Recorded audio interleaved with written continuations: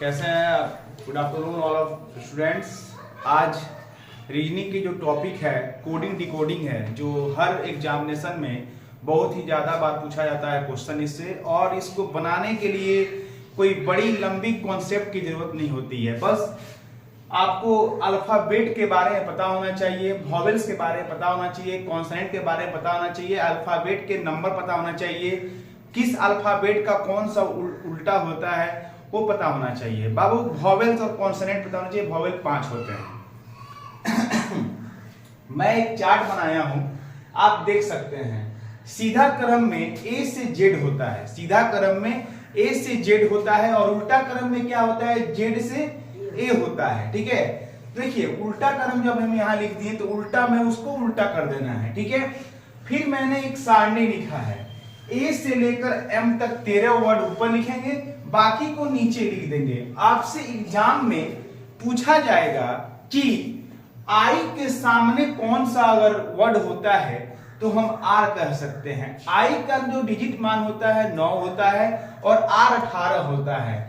T 20 होता है, T का मान 20 होता है, और टी किसका उल्टा होता है अल्फाबेट में, जी का उल्टा होता है। आज जो कोडिंग डिकोडिंग की क्लास चलेंगी, इसको एनालॉगिक में भी हम यूज कर सकते हैं, आप क्लासिफिकेशन में भी इसका यूज कर सकते हैं। इस ट्रिक से और इस कॉन्सेप्ट से आप इस क्वेश्चन को सॉल्व कर सकते हैं। मैं अब आपको क्वेश्चन पे प्रैक्टिस कराऊंगा विद कॉन्सेप्ट के साथ में। कॉन्सेप्ट और क्वेश्चन चलेंगे और आपके कॉपी में रहेंगे, तो आप आराम से उस क्वेश्चन को बेहतरीन तरीके से सॉल्व कर सकते हैं, और आप इसको देखेंगे आगे की क्लास में। देखिए बाबू, अभी एसएससी जीडी में एक क्वेश्चन आया हुआ था, ये वाला एडीजी का कोड दिया गया है ZWT, तो BEH का कोड क्या होगा। सबसे पहले हम जो अभी पिछले में आपको क्लास में बताए थे कि एक उल्टा क्रम मैंने दिया था कि नहीं दिया था? दिया। तो उस क्रम में देखेंगे, यहां से बनाएंगे, इसको सॉल्व करेंगे। ADG, ए का उल्टा क्या होता है, ए का उल्टा क्या होता है, आप उस सारणी में देखेंगे, उस सारणी के हिसाब से आपको समझ में आ जाएगा। डी का उल्टा क्या होता है, डब्ल्यू होता है, और जी का उल्टा क्या होता है, टी होता है। ये विपरीत अक्षर में इसको कोड को लिखा गया है। क्या पकड़ लिए आप कि इसका जो कोडिंग किया गया है किसमें किया गया है, विपरीत अक्षर में इसका कोडिंग को किया गया है। ठीक बाबू, वैसे ही आप बी, ई और एच का भी आप इसी कोडिंग के माध्यम से आप लिख सकते हैं कि नहीं लिख सकते हैं, बोलिए। लिख सकते हैं। तो देखिए, बी का उल्टा क्या होता है, वाई, और ई का उल्टा क्या होता है, भी। ई का उल्टा क्या होता है, भी, और एच का उल्टा क्या होता है, एस। ये आपका क्या हो गया आंसर, ये हो गया विपरीत अक्षर से ये क्या हो रहा है, बन रहा है। ठीक है, बोलिए समझ में आया कि नहीं आया? आया। ओके,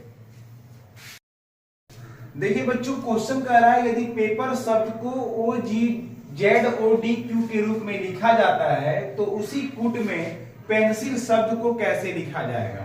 तो सबसे पहले जिसका कोड दिया गया है उस कोड को लिखेंगे। जोश नहीं आ रहा है, बोलिए लिखेंगे कि नहीं? लिखेंगे। यहाँ दिखाई दे रहा है P से ये O, क्या यहाँ क्या क्या हो रहा है, एक कम हो रहा है, -1 कम हो रहा है, यहाँ -1 यहाँ नीचे जा रहा है, फिर कम हो रहा है, फिर -1 कम हो रहा है, सब में क्या हो रहा है, -1 कम हो रहा है।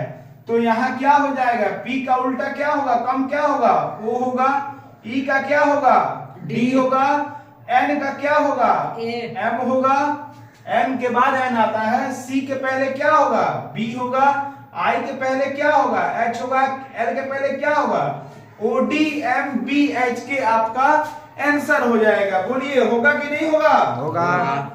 ODMBH के होगा। अभी तक आपने जो क्लास किए हैं कोडिंग डिकोडिंग पढ़ने में मजा आ रहा है कि नहीं आ रहा है? आ रहा है। समझ में आ रहा है ना जी?